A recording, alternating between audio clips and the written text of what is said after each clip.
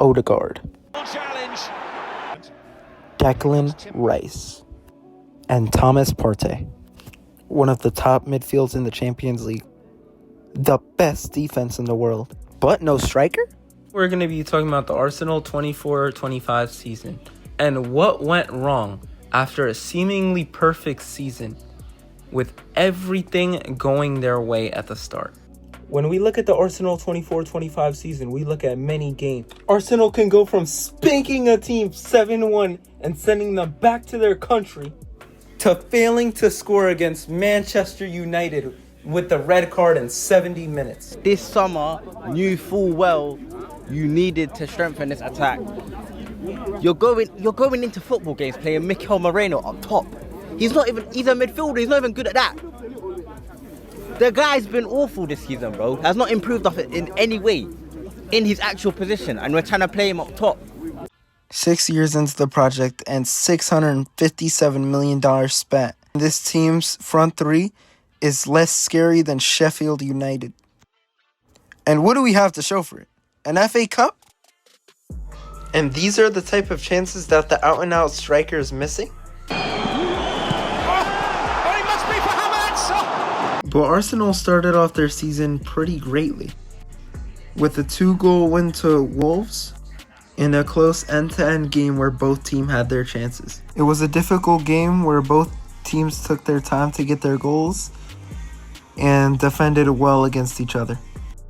With Havertz and Saka scoring, that was a pretty good result though to get early as your first game. They had no time to relax though because they had an away game to Aston Villa, one of their toughest fixtures. Villa really flexed their Champions League trophy to try to scare Arsenal. That did not faze them at all. Aston Villa actually pulled off the double against them last season, winning both games and costing them the Premier League title. So you know that Arsenal had to get their get back. And get their get back is exactly what they did. A close game was shut down in the 61st minute when Trossard scored and Thomas Partey shut down the game in the 77th minute, making it 2-0. After goals came from all over the pitch, people didn't really think that Arsenal needed a striker. Arteta had the same plans. You haven't signed the forward this window. And if we win tomorrow and we score a lot of goals? But you... No, I think like this. I love my players. And I think that tomorrow we're going to score goals and they're going to be top. And they fully deserves all our credit because the way they are. Do you trust in the players you've got? Absolutely, yes. He said this earlier last season. He wasn't wrong at the time and proved doubters wrong with the 3-1 win to Liverpool. But this was only just a temporary fix. In the 22-23 season, people complained about a lack of finishing, even though Arteta's 4-3-3 system created plenty of chances. Losses to Nottingham Forest and Villa costed them the Premier League title. They didn't score in either one of those games. You see, every time Arsenal has fallen short in the last 3 years, it was partly because of their striker problem. But Arsenal instead chose to focus on other areas. To strengthen the team, Arteta chose to pick Calafiori, a great fullback for Bologna, and Mikel Merino, a European champion with Spain.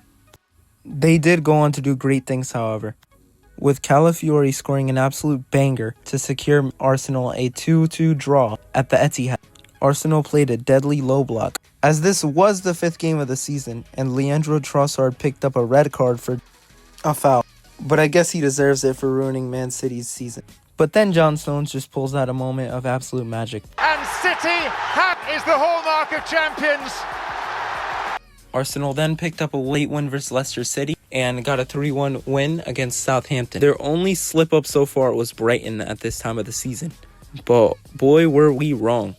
At this time of the season, Arsenal were the favorites to win the Premier League title, and mostly everybody expected it at the beginning of the season as well. Sadly, though, David Coote saw red. Game in general in just a moment, but it's the 3rd time this season discipline has become an issue for the Gunners. They've gone down to 10, and after the game, the Arsenal manager, Mikel Arteta, told TalkSport his side simply can't afford to keep going a man down.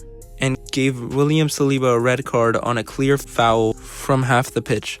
This was the beginning of the problem with the lack of finishing. Sadly, though, Ryan Christian and Justin Kluivert handed Arsenal their first loss of the season. Bournemouth played a much better game, but Arsenal had so many chances to just put the game away and put it to bed. This increased their gap in the title race and made people question if Arsenal really could win the Premier League title at the end of the season. I think that was when you think of the Arteta reign, everything's been going forward. You know, each season getting closer to Manchester City. And if Arsenal don't win the league this season, it'll feel probably like the first time in his era where it'll almost feel like you've taken a step back in some ways. And I think this comment tells you everything you need to know about Arsenal. There's only one team that's looking like our little brothers. No, it's fine if you want to compare to United, but I keep saying to all my Arsenal friends, and I respect Arsenal, watching Arsenal is watching Netflix, you know. You always wait for the next season.